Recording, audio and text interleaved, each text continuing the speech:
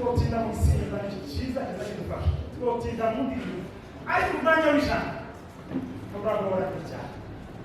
Bwana sifiwe sana. Haleluya. Tumukureza Bibiliya zacu turaganira kanya gato ndagira ngo nimuze turangirwa turaganira inota. Bwana sifiwe sana. Nongere basabe udasakuza n'umuntu wabuka abantu basohoka bihangana tubituze mu ijambo ry'Imana. Igitabo cya Ezra igice 8 murongo wa 23. Tukumbure za Bibiliya twese dusoma ku karongo kagufi nitumara twumva za Bibiliya tuganira ijambo ry'Imana. Siko kwisi tukumbure za Bibiliya abazifite mu telefone abasizanye ibitabo Ezra 8 no kuri 23. Dusome twese mu izina rya Yesu. Mahabonye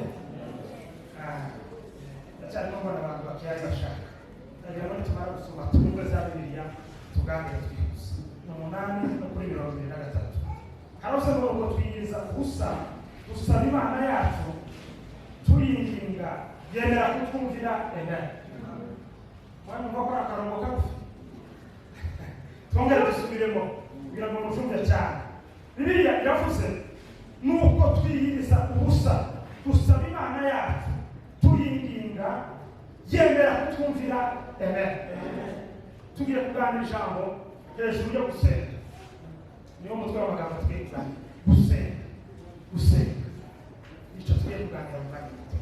Ndabiyegereje rero kugira ngo twumve gusenga ni ijambo natekereje sanga rifite amasomo menshi cyane.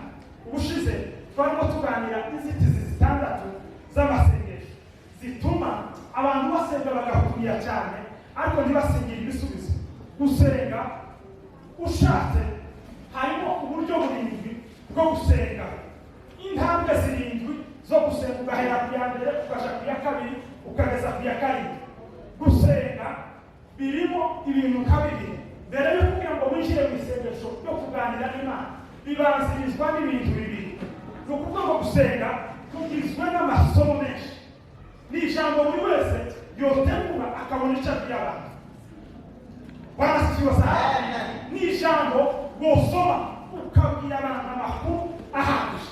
Irimo amasomo twese twotegura akatubwira kandi tukayavuga kandi yose abise muri Bibiliya. Utiri ushakashaka uje hanze ya Bibiliya zose byanditswe biri muri Bibiliya. Bwana sifiwe sana.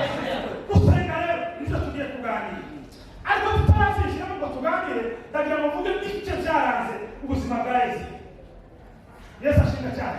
Yesu afite ibintu birindwi byamuranze mu mibereho ye. Icyambere cyaranze ubuzima bwa Yesu yari umwanditsi w'ijambo ry'Imana. Yakundaga ijambo ry'Imana, yakundaga kwandika ijambo ry'Imana, agakunda no kurisoma. Icyo ni kimwe cyaranze ubuzima bwe. Bitandukanye na benshi muri iki gihe kibakeneye gusoma ijambo ry'Imana, kibakeneye kuryandika. Icyo ni kimwe cyaranze ubuzima bwa Yesu. Icya kabiri yari umunyamasengesho. Usomye muri iki gice twasomye nicyo turi buze kuganiraho. Ezra yari umuntu ukunda gusenga cyane. Ikintu cya kabiri cya gatatu yari umwizerwa cyane. Bitandukanye cyane n'abantu dufite muri iki gihe. Nta cyizere abantu bakigirirwa. Icyizere ku bantu cyamaze gushyira kirataka. Abantu bisigariye bityo.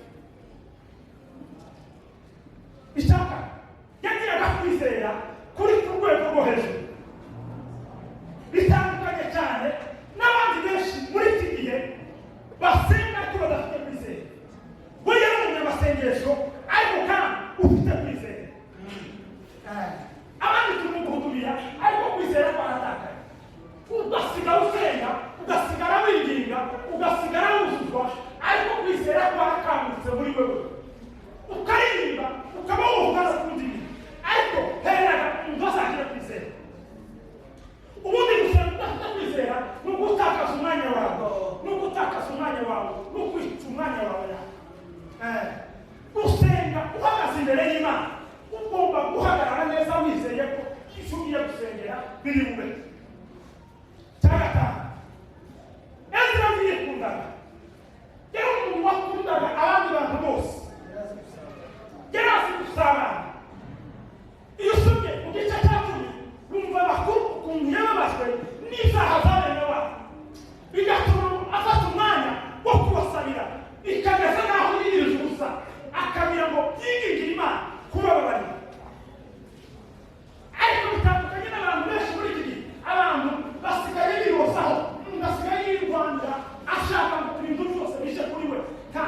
kwikunda mugenzi we n'usenga ari gusenga yisengera ni bake usanga agifata umwanya ngo reka asabire urugo, reka asabire umugisha umuryango, reka asabire umuryango urarwaye, reka asabire umuntu runaka. Umuntu uri gusenga yiroza wanasikiwa sana muri Imana cyubahiro. Haleluya. Muri bwo kwikunda ngo bigende cyane cyane yari umuntu w'ibiri yari umuntu w'ibiri kubera kwizera kwe no gusenga kwe imbaraga zari zikumisemo icyo yakoraga cyose yarahindura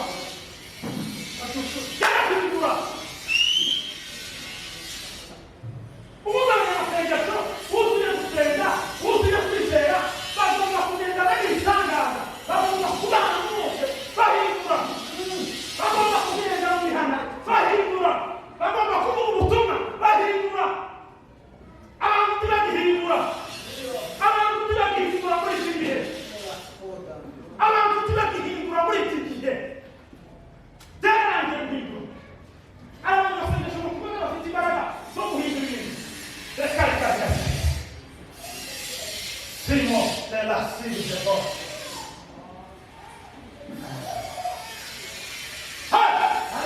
Sisi sana ni maisha na trote deba. Tanda ya do. Ni mingi ya gai trote deba. Ikindi gihe cyo kwinjira mu mbaraga tugahindura ibintu. Ni igihe cyo kwinjira mu mbaraga tugahindura abantu. Ni igihe cyo kwinjira mu mbaraga tukagarura abagiye mu mwijima tubahinduje imbaraga z'Imana, tubahinduje kwizera, tubahinduje kwizera kuri muri twe n'amasengesho ari muri twe. Haleluya. Icya karindwi, yubahaga ijambo ry'Imana. Nicyo nababwiye ngo abantu muri iki gihe tibakeneye ijambo ry'Imana, tibakicuba ijambo ry'Imana, tibagikenera ngo bemere ijambo ry'Imana. Ubundi ijambo ry'Imana niyo twaro tuza kurwanisha tugatsinda Satani. Satani niwo mutsinda ngo warinze, Satani niwo mutsinda ngo kuruzuzwa. Ntibishoboka. Sino mutsinde Satani. Nibuke Yesu ashaka mu butayu amara iminsi 40 asenga agarutse yahuye na Satani. Niki yatsindishije Satani? Ni ijambo ry'Imana. Niko ufite muri iki gihe wotsindisha umwanzi. Niki wotsindisha Satani? Hari icyo kurwanisha mubaza Yesu akamubwira ngo biranditswe. Rero Satani biranditswe, rero biranditswe. Ariko wama biranditswe. Bibiliya ijambo ry'Imana nitwaro y'abizera, nitwaro twitwaza tugatsinda. Ndabwira ngo nitabaza nimureka hatuzumishima aho utabona nitabaza izajya ukabona. Nimubwire umwete wo kwegera ijambo ry'Imana, nimubwire umwete wo kubishyutsa ijambo ry'Imana, nimubwire umwete wo gusabana n'ijambo ry'Imana. Ubundi ushaka Imana ishyira mu ijambo, ishyira muri Bibiliya. Ushaka kuganira n'Imana, ushaka ubuhanuzi nyabwo butavangiye, ishyira muri Bibiliya, ishyira muri Bibiliya uganire n'Imana. Aya ni amakuru yahumetswe n'itabasha kubesha, yuzuye ukuri. Twabwiye kwerekwa iyo duhanura nshobora kwereka ibintu bitanu kavuga 10 kugira ngo bibabwire bibasobanure neza, kavuga ibintu bigera ku 10. Abantu bose tibasha gutandukanya amajwi y'Imana n'aya Satani. Iyo Imana ivuga Satani nawe aravuga. Benshi rero ikabagora kubitandukanya. Seko ngiye gutsinda kandi turacaya tuzamura ibiganza by'Imana ikibazo. Haleluya.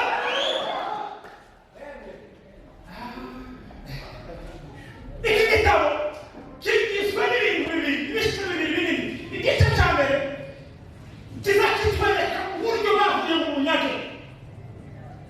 Icya kabiri nanone kivuga uburyo bwa kabiri bavuye mu bunyage. Twigire mu ntambwe yo gusenga rero. Gusenga ni kimwe mu bimenyetso byerekana umukirisitu uwo ari we. Gusenga ubundi bibanzirizwa n'amagambo agera kuri 3. Icya mbere ni ukuramya Imana.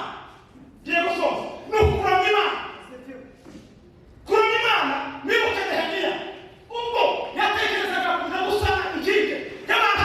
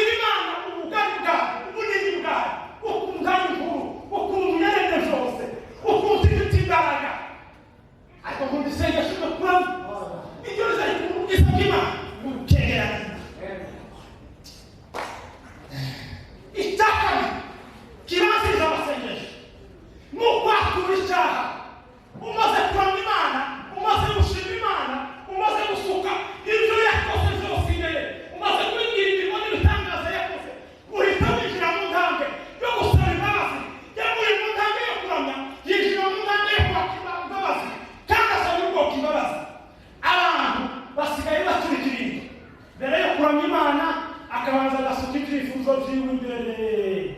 Mana nabuze ikimana akeneye, ikimana akeneye. Yewe tuzi amakuru ko muzitizi zitandatu zituma tutagera ku bisubizo. Icya mbere ni ukutihana.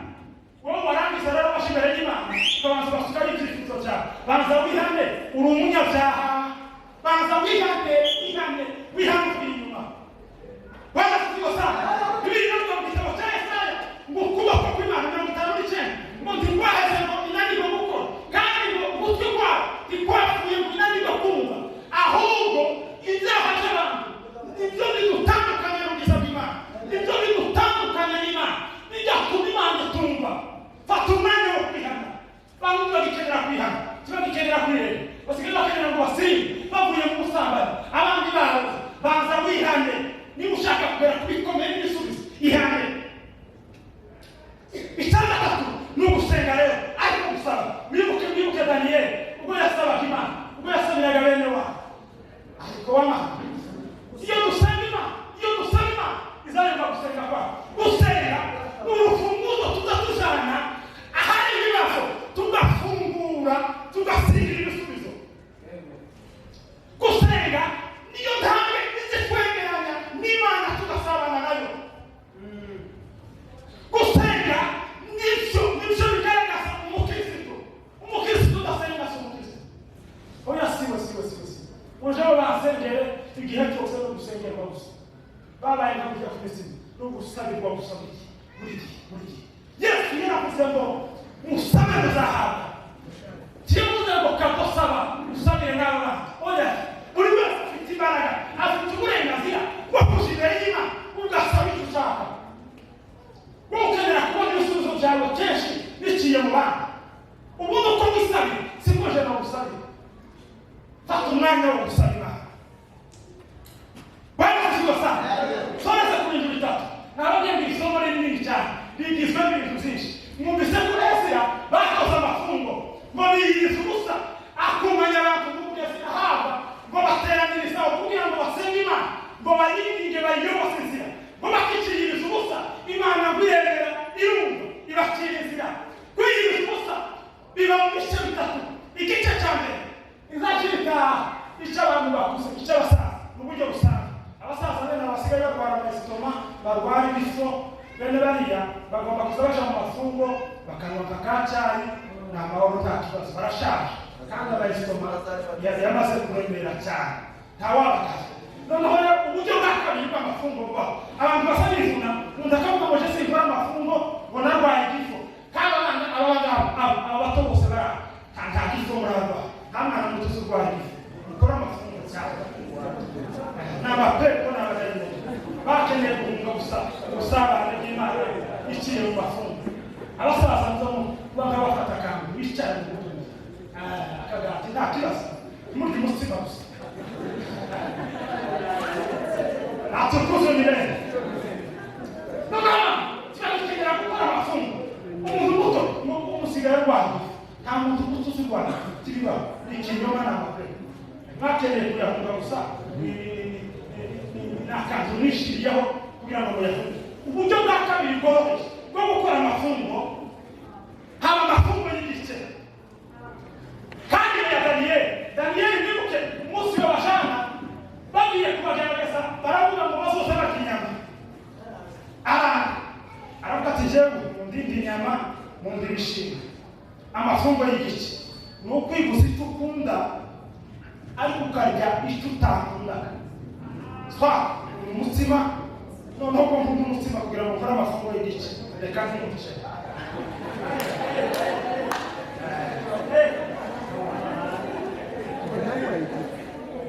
Ariko tumumva ko inyama zari ziremeye, tumumva ko zari ziryoshye, ariko arababwira ngo je mundinde inyama mundinde ibishimbo. Aya ni amafungo y'igice yo kwiguza icyo ukunda icyo esitoma yakunda. Hari abantu bose baba bihagurukira ngo je sinkunda umuceri. Igihe ukeneye gukora amafungo y'igice kugira ngo udapfaga utababaza umubiri cyane ihangane uburyo kubera kwanga ureka umutima kubera ko ari gukunda. Daniyeli yanze inyama aravuga ngo je mundinde ibishimbo. Ariyo yari amafungo y'igice. Amafungo ya gatatu rero niyo yuzuye ukinjira nta kunywa amazi nta gukaraba nta cyari ukamba winjira ukadoronge ayo ngayo rero akwiriye bose bose ufite ikintu kitugoye tukimenya abantu bari mu bujutse n'abatamurimo abantu ni bano kuza gufatirwa no kugisimba baheze mu muziki gusa no kwiterera rimwe gusa ariko amasengesho y'abafungu agira imbaraga zitangaje agira imbaraga zitangaje ezira ngo babuze uko bagira bageze ku mugezi aha agira abantu ngo ni muze tube bakumanira hano twiginga Imana kandi munemerere twigirize ubusa ngo biyirize ubusa basenga Imana bigaruka iramanuka hari ibibazo byawe cyabuze ibisubizo kubera ko utarafata umwanya wo gukora amafungo fata umwanya gukora amafungo wiginga Imana urebe ikizako fata umwanya wibabaze winjira uzorongeye urebe ikimana izako izasubiza kubera ko uzoba wakoze amafungo Bwana asifiwe sana. Haleluya. Turasoje. Niki kiri mu mutima mudasenga? Gusenga byananiranye gute? Amatelefone nta no guhamagara igitondo n'umugoro. Musengera utwana twarwa. Musengera narwa. Musengera abadayimoni bate. Imana yacu dufite twizeye. Ese yavuze ngo kuko nari isoni zo gusaba umutwe w'ingabo ngo ushore n'abana. Kuko ngo yariringije amaboko y'Imana. Kandi amaboko y'Imana ari kubashaka bose ariko umujinya wayo uri kubanyabyaha nimureke twiringira Imana mureke twongere tugarure Imana icyizere twongere dusabane n'Imana biciye mu masengesho ibibazo dufite mwese kibyananira nimwe munanirane ibisubizo by'ibyabuze nimwe mwabuze nimufate umwanya mwegerane n'Imana musabane n'Imana tuganire n'Imana turasenga ibisubizo byawe